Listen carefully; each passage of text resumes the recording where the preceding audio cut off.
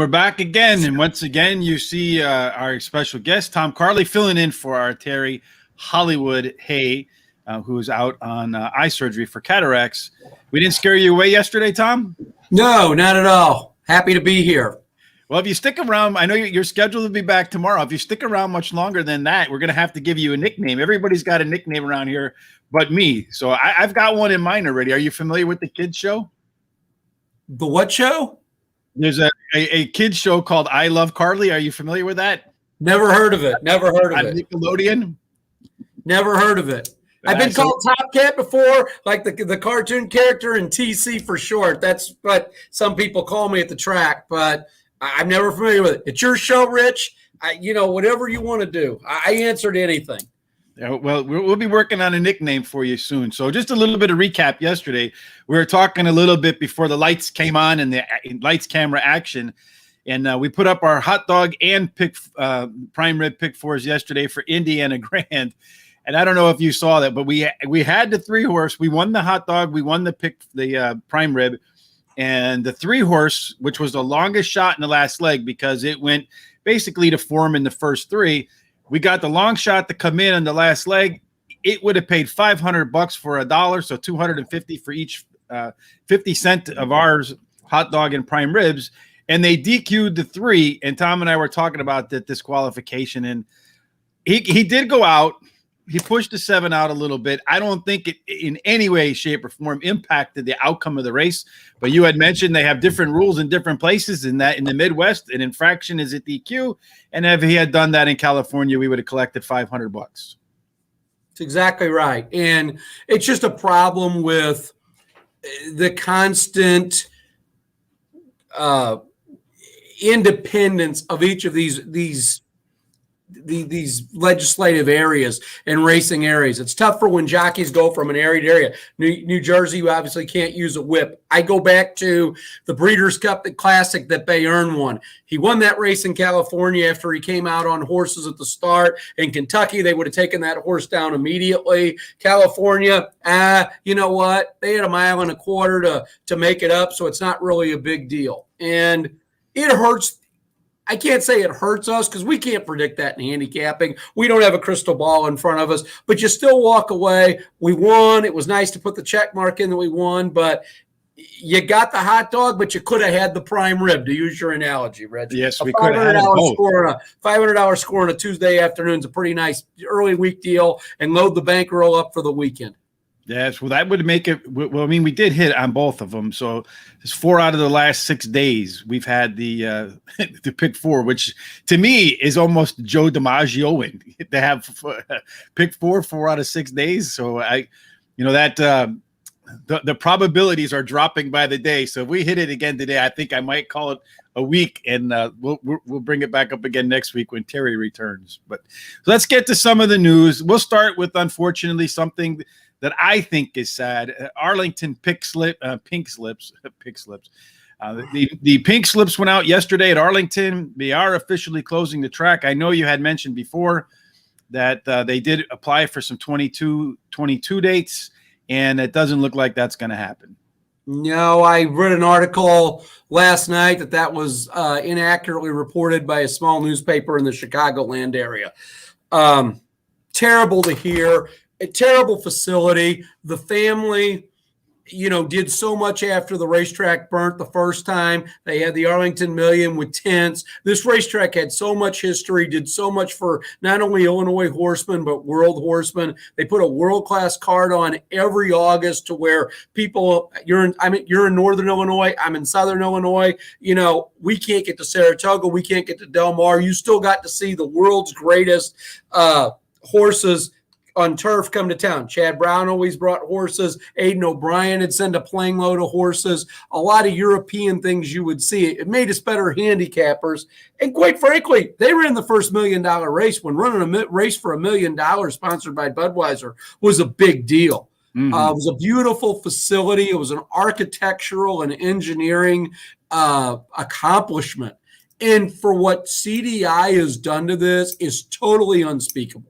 And it is terrible to me, this whole area is just kind of mixed up. I can't see why they can't keep the track there and put a football stadium and all that sort of stuff. There's enough acreage there to kind of, I think, accomplish both. But it's just this Cook County, Northern Illinois area. You know, I live here. I'm familiar with the politics and all that kind of stuff. And it's just, in my opinion, very poor leadership. And I think you see that reflected in a lot of parts of the city. You know, it's Chicago. You can drive around many neighborhoods, and I know you know this from being, if you drive up in this area, Tom, there's parts on the south and west side that are just abandoned building after abandoned building after abandoned building, abandoned lots.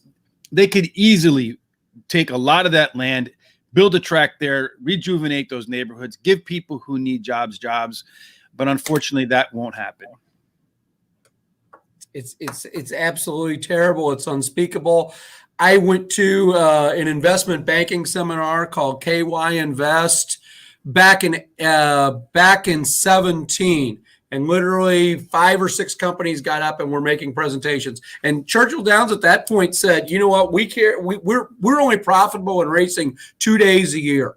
We're worried about online, telephone games. We're worried about gaming, casinos." I walked out of there and looked at people. I said, "You know what? They're going to be out of the horse racing business in 15 years. Now, I might be a little quick on my estimate, but they are taking every appropriate step they can at Calder, at Hollywood Park. Here, they think they're real estate players and trying to get a return to the shareholders, as opposed to being a sporting company. Which, when you invest in a company like this, I used to invest in Churchill Downs stock just because you get the little free season pass. I'd go to Arlington, wouldn't have to pay the cover any day other than Derby or Oaks Day or Breeders' Cup Day. You could go to Churchill. You could do all that. It was kind of nice to carry in your wallet. You really felt good about yourself. I didn't worry about a dividend or selling it for a profit. I hung on to that. Just similar to the way the Boston Celtics sold stock in their company, or the Packers. And they've got a new regime and senior management in there that want to run this like a publicly traded company and look at return on investments and probably have bonuses loaded to that, as opposed to what horse racing is. That meet used to give away T-shirts on opening day. They'd have different glasses and things they'd give away at jockeys and things like that. No, all that shifted now toward gamble online, don't have to come to the racetrack. And unfortunately, even the facility in Louisville, it's really depressing. I went on Belmont Day 2 years ago when Cassie won it with Sir Winston. There might have been 7,000 people at that racetrack, and 7,000 people at Churchill in a place that seats 110,000. It's just depressing. It's like a high school gym at a blood drive. Yeah, that's what it sounds like. Well, let's go to something that's a little bit less sad, depressing. This has got to be one of the funniest stories I think I've seen in a while. A case of mistaken identity. A trainer says her 2 horses, they look the same. So she entered a horse that was older into a 2-year-old maiden race, and the horse was 3, Jessica Harrington. She won the 2-year-old fillies maiden at Galloway July 27th with a 3-year-old horse. That's to be funny to me. What do you think about that? Well, both horses were on the card. It's not like they brought the 3 horse over and wasn't prepped to run that day. So they probably took their feed both the way, probably put them in stalls next to each other, gave them both baths in the morning, did the tail up, all of that stuff, got the horse ready. When it came time to run, they weren't in their usual stalls. The groom took it out. I got to tell you, Rich, I'm really surprised this doesn't happen more often, especially when you got outfits that run 15 and 20 horses and you make things. Now, this could have been prevented a couple of different ways. Number one, I thought it was interesting. These horses are microchipped now and don't have the lip tattoo. Why do you just not walk through the paddock, in the 15 minutes that you're in the paddock, microchip each horse just to make sure you're right? The second part is Aidan O'Brien, the trainer who actually had the horse that was favored in this race and ran second, which should get promoted to win when it's all sorted out, which it hasn't been yet. He actually had a scenario in a Group 1 race last year where Both of the horses were entered in the race. He brought both of the horses to the paddock. The 5 horse went in the 8 stall. The 8 horse went in the 5 stall. The jockey that was supposed to ride the 5, got on the 5, but it was actually the 8. And, it happens. And like I said, with these large operations on days like this when people are crowding the paddock, it happens. The other thing, and we're both from Illinois, the track identifier job is a political job. You need to have no equine experience. Rich, you get the program and it says, okay, gray filly, 4 years old. That's the number 3 horse in this race. You could look at the program and it doesn't take a rocket scientist to figure out, hey, wait a minute. That horse is not great. It's awful big for a 2-year-old. It's acting well. This horse isn't gray. It isn't anything like that. I will say this, and I don't want to take my Daily Baffert shot, but this lady that had this horse, Aidan O'Brien, what did they do? We're sorry. We made a mistake. This is how it happened. In this lady's case, the groom just immediately said, I made a mistake. I feel terrible about it. Here's where I go. There isn't any court appeal. There isn't any, the groom ate poppy seed or any other excuse. They just came forward and said what it is, and that allows it to be slapped on the wrist and let's forget it and go on. Both of these horses will come back and run another day, and you know what? You chalk it up, and even if you bet on the race and lost that way, I could handle that a lot better and have a chuckle on it as to let's make this a national case. Yeah, I think it's just funny to me that they put the wrong horse in the race and it won. I guess it is surprising that it doesn't happen more often. Like you mentioned with Aidan O'Brien, it's like the movie Trading Places, like with Eddie Murphy, and I forget, who was it? Dan Aykroyd, right? Yeah, so it's sort of like that. It's pretty funny to me. All right, so let's get on to business at hand today, because everybody wants to know what is, and Terry unfortunately is out. Terry, I know you might be listening. If you are listening, hope the surgery went well. Maybe you can see your winning picks a little better going forward. That's what everybody's hoping. So let's talk about Terry's best bet of the day. That's today in Saratoga. Race number 9. Heck, that's part of our part of our pick 4 today. So he's got Reagan's Edge in the 3rd. It ran 3rd in the last race, but had an excuse. So she was bumped at the start. She reunites with jockey Jose Lescayano, where the combination ran 2nd in a grade 2 race. Don't Call Me Mary is going up in class after her winning her last race easily. She's having a good year, finishing in the money 100% of the time, winning 67% of the starts. Number 9, Bells the One, is a good sprinter and just finished a close 2nd in the grade 1 Madison in April. I have to say, Terry, in my pick 4, I don't think I have the 2 or the 6. So if that's the case, I hope you lose. I looked at the 2 in the prime rib one, and it was the second to last one I had to cut out as we had to make value.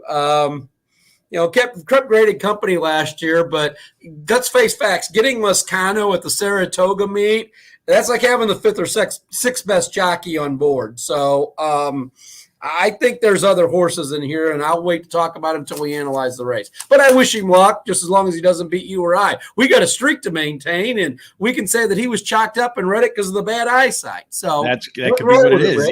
He wasn't recovered from his cataract surgery.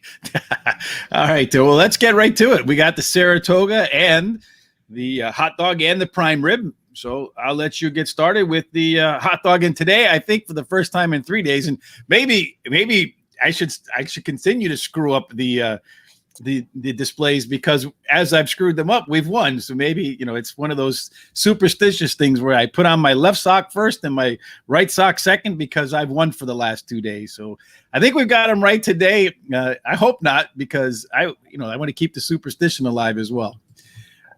Start them off, Tom. Your hot dog pick 4. First of all, I think if we win this pick 4, we're going to be paid off and paid handsomely for it, because getting through this journey is going to be probably more of I see this being a $800, $900, $1,000 pick 4 when we're all done with it. It's a very challenging aspect of the card, especially the turf sprint. In the 7th race, I went 3 deep. I looked at number 4, Speak to Me of Summer. I love horses that love coming to Saratoga in the summertime. This horse won the Lake Placid in July of 2020, comes back, hasn't been running that well, but I like to throw it in top, thinking coming back to the spile, rejuvenate the horse. I look at the 6, Tamahir.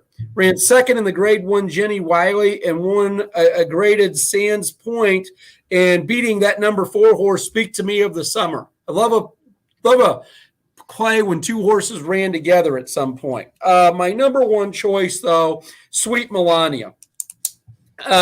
This horse has kept very good company. You look at the past history, you see horses like Harvey's Little Goyle and Sharing. Lost to Lake George this year, or lost to Lake George in the past by a nose.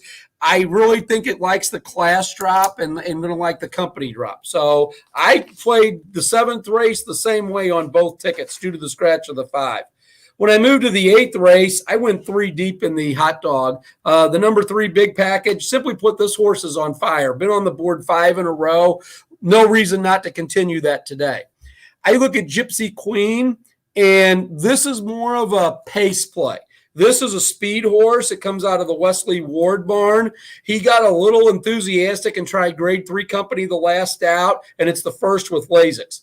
Horses that get loose on the lead at Saratoga are very tough to catch, especially going today's distance. And then I look at Noble Emotion. This horse had a decent year last year and looked very strong in the 2021 debut. So expecting that thing to keep going today. In the hot dog pick for the race 9, I had to limit it to 2 horses, and I feel pretty good about them. Number 7, Honey, I'm Good. It's a speed horse. There's only one other real speed horse on paper that it has to contend with. It is a bit of a class jump, but if we get this one home, these pick 4s are going to pay very well. And then obviously number 9, The Bell's the one. I heard Terry's comments, but, when I look at this horse, 2 back, this horse lost to Gamine and did not embarrass herself. Is that the current form of Gamine? What? Is that the current condition to Gamine? Well, you never know with Gamine. No matter what happened with Gamine, Gamine always does have talent. I can't say that, Gamine's one of these Baffert horses that's never really drifted off when it, was not administered. That horse always comes clean and ready to run every day except the Oaks Day, and that was just the difference. Gamine's one of the best sprinters in the country. Might add a little something, but this horse was right there, which even says more about it. It won on a closer-biased racetrack its last out. That racetrack that day was favoring closers. She ran against the bias, and she's 4 for 4 at the distance. That's awful. All of those add to a good show, expected showing in the Wednesday feature. Then you move to the nightcap. I took number 3, Caribbean Gold. Mike Maker's barn has been on fire on both coasts. He's been tearing it up at Del Mar. Are you sure that's number 3? Because we have in your thing it was number 6. Oh, I had to take 3 off because of value. Sorry, that's on the other one. Correct. Sorry. Number 6, Prayer Book. Another first-time gelding. The barn's 23% when it goes from maiden special weight to maiden claiming. And then number 12, Flight to Paradise, adds blinkers today and has 2 near misses. So, obviously for budget purposes, have to cut this ticket down as I started. And, I chopped off the 3 was the last horse that I cut on the ticket, but I had to get it under $20. So yeah, that's the hot dog budget, baby. That's the challenge. You got to keep it under $20 and still try to get a winner. It's tough to play a hot dog budget at Saratoga. Let me tell you, there's a lot of ways you could go, but the return on investment, if we hit it, it'll be dramatic. Yeah, it should be pretty good. So I agree with you.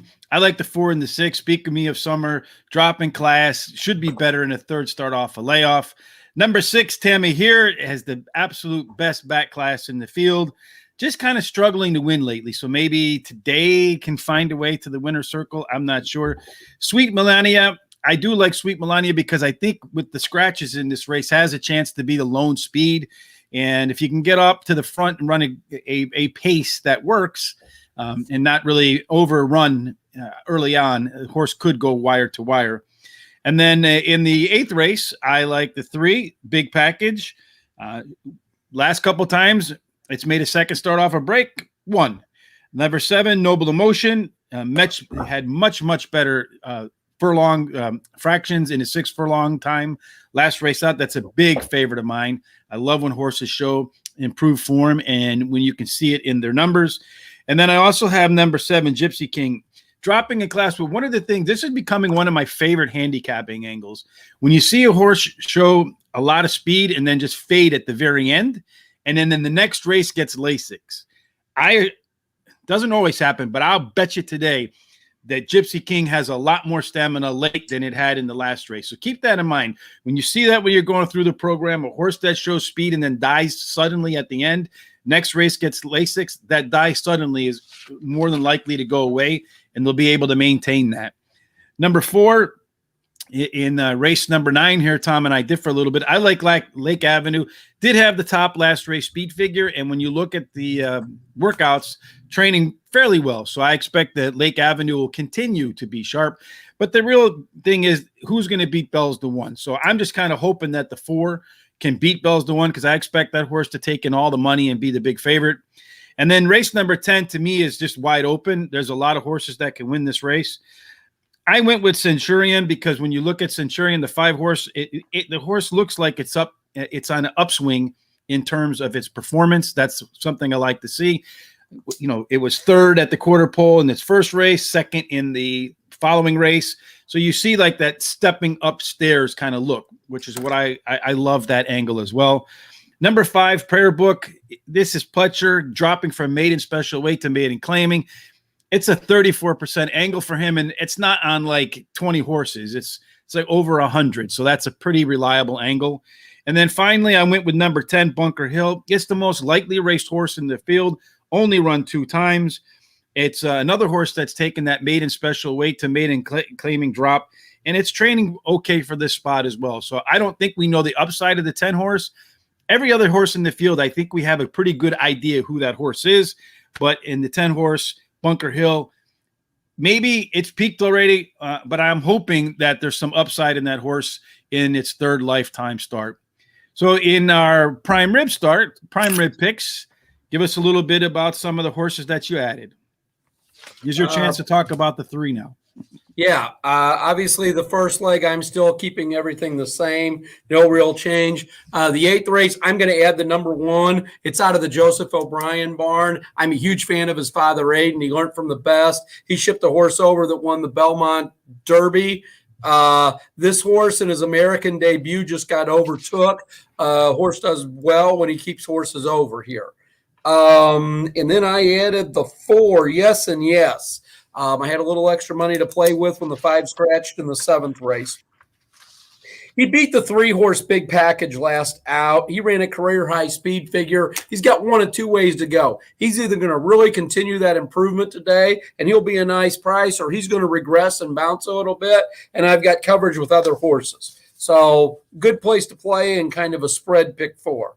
In the 9th leg, the 9th race, I added the 4 Lake Avenue. I'm a huge Bill Mott fan.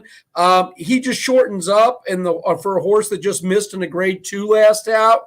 Only thing I'm a little concerned about is this horse really doesn't have a lot of experience on the turf, and I believe ran last out in the dirt. I don't have my PPs in front of me, but that's the only reason I kind of shied away from it at first. And then I'm going to close by adding 2 horses to my ticket. Number 3, Caribbean Gold. Mike Maker's winning races on both coasts. Pretty hot clip. He's a first-time gelding, and he had 2 near misses. And then I echo your sentiments on the Centurion. He's on the board in 3 straight races. He looks like he's really improving and turning his career around. So I kept it at $92 and spread a little bit where I thought I could get away with it because went a little narrow in the feature. So I spread on that turf sprint race, which is always kind of my Achilles heel or kryptonite. So did win me through it. So for me, I'm looking at, I added the 7 in the first leg. So I spoke a little bit about Sweet Melania. I got ahead of myself like you. It's going to be Lone Speed, I think, and have a pretty good shot to go ahead and get that done. Charmed, I expect that's kind of a long shot in race 8, if I remember correctly. Should do better in its 2nd career U.S. start. If I remember, this is a horse that's coming from overseas. I think Tom would probably love this horse, and Tom is itching to get started about Goodwood. I added the 1 in race number 9, Ain't No Elmer's, tied for the top last race speed figure, and that inside post wins at over 20%. So that's a pretty good one. Then finally, I'm looking at race number 10. I added in the 3 Caribbean Gold. Consistently runs some of the best speed figures in the field.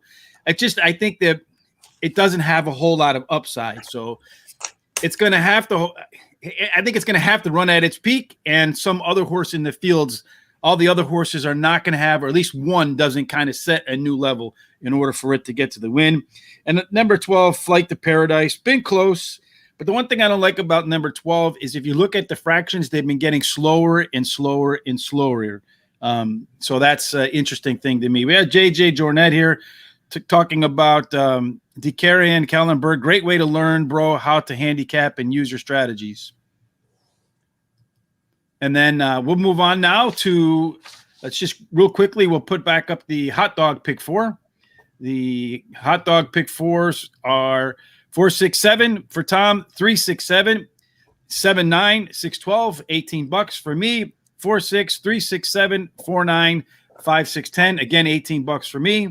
And then on the prime rib, Tom's a 467, 13467, 479, 35612. I'm 467, 1367, 149, 35, 10, and 12. So I'm really trying to hope if I get to the 4th leg, I think just about every horse in the field after scratches. So that wraps up our Saratoga coverage on this side of the Atlantic. Now we're going to bring in our other Tom. I don't know what his nickname is today, so I'm looking forward to see what Tom is today. Tom is good to soft Tom. Yeah, there's a joke in there, Tom, but we'll let it go. That's probably safer. Probably. I would think it would be a little bit safer. So today we're back to Glorious Goodwood. And just to kind of recap pretty quickly, I think in the first, neither one of us had that long shot. None of us, the 3 of us, had that long shot that won the second race. But we had the trifecta in the next 2. So if you got a trifecta 2 out of 3, in the words of Meatloaf, 2 out of 3 ain't bad. No, I would never complain about that. No, and you had a really nice one in that second race. Like the buck paid $167, and I think you had him in order, right? No, I had the winner 3rd position and had the other 2. So close, but no cigar. Well, I had Armor first. But I'm a boxer, and I play the Omni, so the swinger. So I did okay. He was a boxer too. Tom doesn't look like it, but he was a killer when he was young. He was a Golden Glove. Yeah. All right, so let's get started tomorrow at Goodwood. Race number 2 is the Richmond Stakes. Tom, tell us what you like about the who you like here. And this is good to soft Tom. So we're going to go good to soft Tom, Tom Carley in that order. So we're going to become the new Tom and Tom Racing podcast. Well, good. And good to soft it, I guess. I took the longest shot on the board, or one of the longest shots on the board. I took the 7, Kunam. He's got draw set 4. He's run 5 times. He has 1 win. He's placed in 3 of his other races.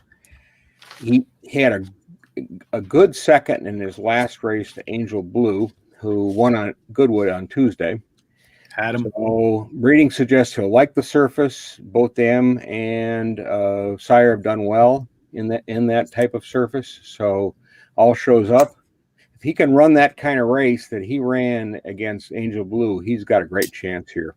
The other one I thought was interesting was he also lost at Royal Ascot to Perfect Power by a length and a quarter, finishing 6th, and that's his worst finish in any race.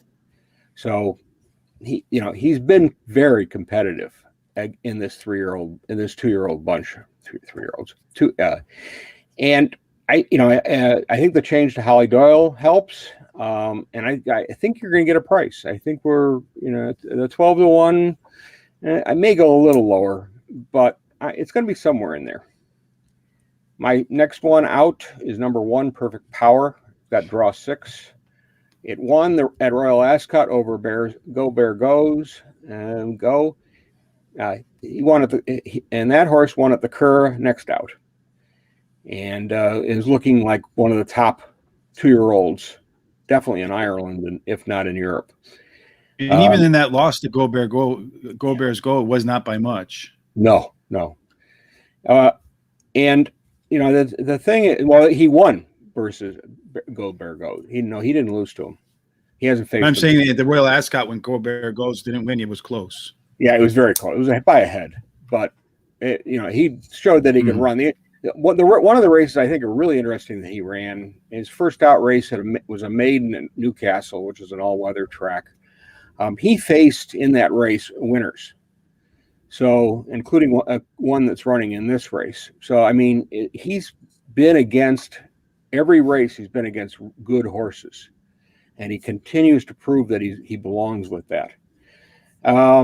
His sire liked the good to soft tracks. His dam didn't. She wanted good to firm.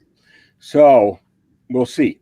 I'm thinking he's got a good chance here.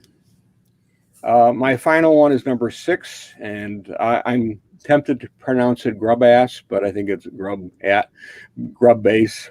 Draw number 3. It's Gabas. Gabas. A winner. Should have made it grab the first part. That would have been even better. Yeah, I mean, he's won 2 starts on good to firm. He's not winning by big margins, but he is winning. He generally will race at the back of the field and come on strong at the end. I think there's a little more pace in this race that may help him or it may hinder him. The 6 furlongs, he's going to have to be a little closer and with some cover to be able to at least hit the board in here. The breeding suggests the good going is fine for this on the sire side. The dam never raced, so I don't have any information. Okay, Tom, I love Carly. Did you get a chance to look at these races? I went with the longest shot on the board. Total pace play. I looked at that. Gives a sub. This is the lone speed in the race. Source is 2 for 2 in races. Class 1, a class 5, then a class 2. I just took the long shot at the price. You've got to throw it in there. I put it in with perfect power. 3 for 3, a deep closer, stretches to 6 furlongs. So the stretch out might not get as fast of a pace to chase. Might be a little tough for the one to try and go 4 for 4 today. And then some asymmetric, the number 2 horse is another closer. I do like that all of this horse's races have been at today's distance of 6 furlongs. And it did close and lost its last race by a head, did not get there. Obviously, the public feels the same way. I never look at the odds until you put them up because I just kind of put these things together. But I'm a sucker for alone on the lead. It's what I call Forrest Gump handicapping. When you handicap it out the odds and then you open it up and see what you got. So for me, I like perfect power. If you just go back one race, that 58 and 1 5 furlong number, if they can do that, I don't think anybody's going to catch this horse. But he's got to go back a race. My second horse is asymmetric as well. Was a neck behind Lusal, who was supposed to be one of the favorites. I think it scratched out, right, to Berkshire Hathaway or whatever the horse was. But it was the co-favorite with that, so it's obviously a good horse. I also like Giz a Sub. It's a horse that if you look at the ratings on the races that the horse has been in, it's been running in the best races, and it's won both of them. So, and it's also, I think, the most expensive horse in the field by about twice the next closest horse. So they obviously think they have a decent horse because they paid for it. And then I also like Gubbis as well. It's a horse that's undefeated in 2, and both races was pulling away at the end. So I think adding a furlong here actually works to Gubbas's advantage. But and the jockey is coming off of a suspension, so he'll have some incentive. He lost some decent mounts earlier this week at Goodwood, so he's going to have some added incentive to get that horse going. Get that. He needs the money. Yeah. Mama needs some new shoes, right, as they used to say. And then we're going to go off to the next race at Goodwood. It's the race number 3. It's the 3. I love how they just do it by the time that they're going to go to post, and not like race number 1, race number 2, race number 3. Are they really timely over there too? Because sometimes over here they're pretty good. They don't mess around. It's not like they're stalling to get more money into the pools. more money into the pick fours like we do around here. No, they don't. That wouldn't work at Gulfstream Park. This 3:00 race would go off about 3:17 tomorrow. Yeah, if you're lucky. So the next race is the John Pierce Racing Gordon Stakes. It's related to horse, Jeff Gordon. I don't know what that's all about, but I'm sure that there's something behind that sponsorship. But let's see who Tom is behind. Who are you backing? Goodwood has a auto track too on the grounds, so that's where that comes from. So it is Jeff Gordon. It's just a guess. No, I don't know what kind of cars he races. I don't think it's Formula One, but I know it's right up there in that kind of level. The Gordon Stakes is always an interesting race for me because it is a Group 3, but you go and look at the ones that are running in it, and it seems to be more like a Group 2 or Group 1 in some cases, because there's some good horses in here. I picked number 8, Wordsworth, with draw 4 as my top choice. I thought it'd be the favorite, but it looks like Third Realm is going to get favoritism here. I think it's getting some class relief coming down from Group 1 and 2 races. They're definitely looking to get some black type. They want to win in a group race. He's like the soft going. He also got to see the back end of Hurricane Lane in France. My favorite horse. And I just think he needs a good trip, and he'll be right there. I did go with number 7, Third Realm, who has draw 1. He finished 5th in the English Derby. He was bumped. He raced mid-pack. He was asked to go at the 2 furlong marker, and he kind of didn't. And then with one to go, he got going a little bit. Then he had some problems, so he was all over the place. He should like the going. It's interesting that on a soft track at Lingfield, he beat the Derby winner. So, and the Derby winner Allidair just beat Mischief and Love last weekend. Sure did. Got to think that's a decent horse. Had it too. And let's the breeding side of this indicates it should love this. So this kind of a running and this kind of track. Number 1, Yiba, and has draw 8. He seems to be coming into his own after the last 2 runs. I mean, he ran well before at Goodwood on a finishing second to Lone Eagle, who was also in that race with Love and Mischief. And then he's then tried Newmarket, and he last out with a win, so he's good there. I think he needs more distance, at least by the breeding side of it says that he wants more distance. And so I think he's got a good chance for at least a piece here. All right. And then I Love Carly. What do you got? I like the number 1, Yabir, however you say it. This is a team of Godolphin, Charlie Appleby training, and William Buick riding. Godolphin's on fire and been on fire for about a month and a half worldwide. Horse gets better as the races get longer. This horse won a Group 3 early this month, continues to stretch out. Almost getting 5-1, it looks like. So I'm doing pretty good on that. Number 6 is my next pick, Sir Lucan. Aidan O'Brien trained. Frankie Dettori gets in the irons. It lost to the 1 by 16 lengths, 2 races back. But this horse had very good 2-year-old form. And if there's a trainer that's very good at going in and kind of pulling out that 2-year-old form as we get to the midpoint of his 3-year-old season, I think it's the O'Brien operation. Have to keep looking at that. Number 8, Wordsworth, another O'Brien trained horse, was second at the distance in the Grand Prix de Paris and 3rd in the Dubai Free Derby. Today could be the day that it breaks loose. And actually, I'd probably flip those. I'd probably play 1-8-6. And then for the pace play, I'm going to throw in at a price, Ottoman Emperor. It's a speed horse, and it's got 3 wins in a row. So, does have a record of getting them and taking them the distance. So throw it against the wall like spaghetti and see what sticks. So for me, I went with number 1, Yabir. This is a horse that just smoked the field by by about a bunch of lengths. I don't remember exactly, but when you look back at its resume, I'm big into horse racing cycles. I've read too many things. I have too many different angles in my head, but one of my favorite is looking at how horses have performed previously in the same racing cycle. The resume says that Yabir not only smoked them in their debut, but will be better in the second start.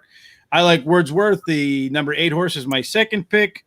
The only horses that have beat it, as Tom has mentioned, is Hurricane Lane and Lone Eagle. Hurricane Lane is running exceptionally well right now. So I think it only lost by like a neck or something, a very small margin. And if its form is anywhere near what it was against Hurricane Lane, should be difficult to beat. I like also Ottoman Emperor as a nice priced horse in there, 8-1. If you look at this horse, I like to see horses that are improving. And this horse is winning races by a widening margin each time. So it looks like this horse is on the upswing and just really figuring out who she is. And then finally, Third Realm, she's coming off the bench for the first start in a while. And if you look back, she has raced well in first starts fresh. So some time off the bench. I think this is going to be a pretty competitive race here. And you could probably make a case for just about 75% of the field. So it wouldn't shock me tomorrow morning when I look at it to see an Ottoman Empire win at 10-1 and pay $22 and then have some prices behind it. Last race of the day is the Qatar and Nassau Stakes, 1 mile and 2 furlongs. So in other words, 1 mile and 1/8, if I remember my furlong measurements. Tom, who do you got? And good to soft, Tom. Yeah, good to soft. My top choice is number 1, Odaria, who has draw 6. It's hard for me to get past her off her last race and the fact that she is a Breeders' Cup winner. She ran a really strong second to Love last out, and there are other winners that have come out of that race, including Broome. It looks like that she's getting into top form, and she was definitely trying at the end to catch Love and just couldn't do it. She's also run against other top horses, including a Breeders' Cup winner in Tanawa. So she's faced good company. And I think against her own sex, this is a much better spot for her. The number 4, Joan of Arc, draw 4, started out a little slowly in the year and then starts to pick it up. Her race at Chantilly last out, she was behind and then she moved and at the 1 furlong marker, and boy, did she move. I mean, her worst race of the year this year was at Leopardstown, and that was because she didn't get out of the starting gate, and she was at least a step, maybe 2 steps slow. I think that she's going to be really tough in here, and I like the fact that Ryan Moore continues to ride her, and I think that really makes a lot of sense. My final one is number 3, Empress Josephine, who has draw 1. It was not one of her better efforts last time out, but she has every once in a while thrown some clunkers in. I just think this is a better spot for her. I think she'll run better in this race. She seems to be. Remember, she started her career in March of 2021. So, I mean, she's a relatively newcomer by comparison to these horses. And so she's still at that developmental stage of really maturing into a race horse. So you can kind of forgive some of these awful runs at times because she's got all the markings that should be very good. She's got Frankie Dettori riding. Never can complain about that. It'll be his first time on the horse, but I think she's got a chance to get at least a piece of this. Mm-hmm. Well, I hope people will forgive me for my bad runs in my picks. All right, Tom, Carly, wrap up your picks for the day, my friend. What do you like? I like number 4, Joan of Arc. Love the combination of Ryan Moore and Aidan O'Brien. Getting a little bit more of a price than I thought I would. Going a mile and, last time out going a mile and 3/16 in Group 1 company. Nothing wrong and no chinks in the armor on the 1. Just took a little bit of a price. When you look at the one, ran second versus the boys last out, an angle I love in filly races.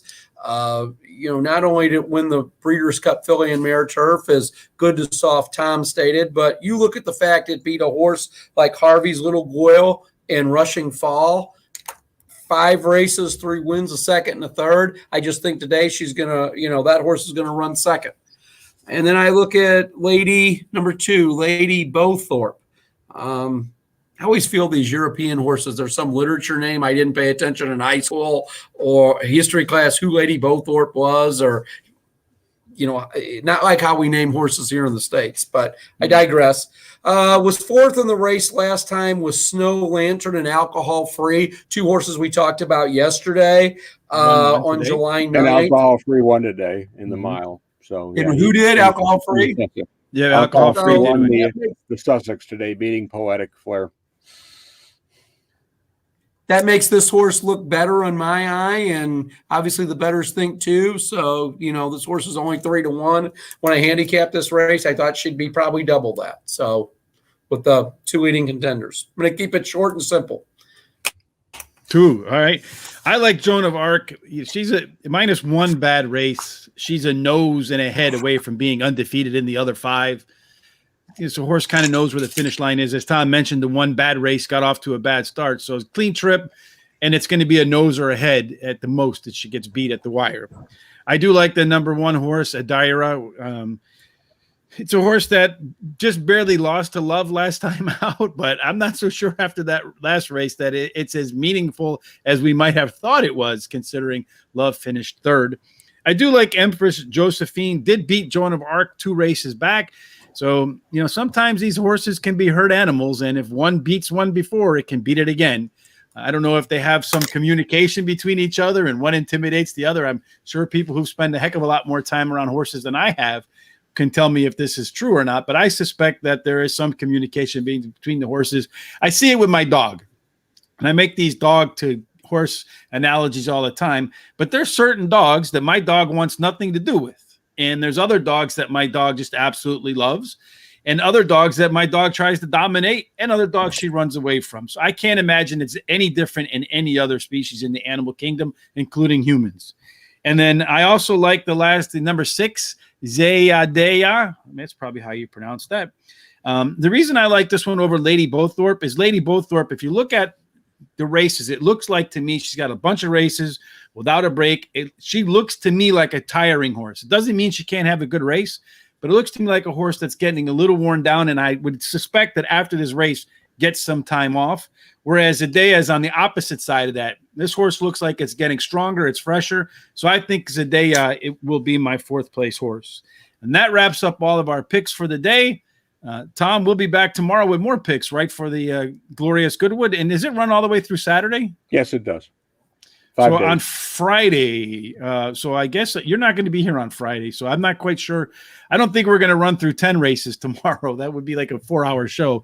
So I guess what we'll do is we'll do Friday's races like normal, and Tom will have his write-up for Saturday, and we'll put that on the website. There's only 1 group race on Saturday. Oh, so then we'll do it I was gonna cover it on Friday. Mm-hmm. And then if you want, we can take a look at South African racing, because this is one of their big weekends, and they have kind of their version of the Breeders' Cup racing going on. And it's if you've never watched it, it can be very interesting racing. There's lots of strange things happen, and even stranger than some I've seen in the past. Well, I mean, Stranger's is always fun. I always like something that's new and different. It's interesting to me, like a trainer mistaking their 2 horses. I find that to be hilarious. Tom, I love Carly. Tom, any final thoughts for today? You are entirely 100% correct about the horses being herd animals. I will never forget. It was the 05 or 06 Derby when Barbaro hit the paddock and echoed out a nicker, and all the other horses immediately cowered.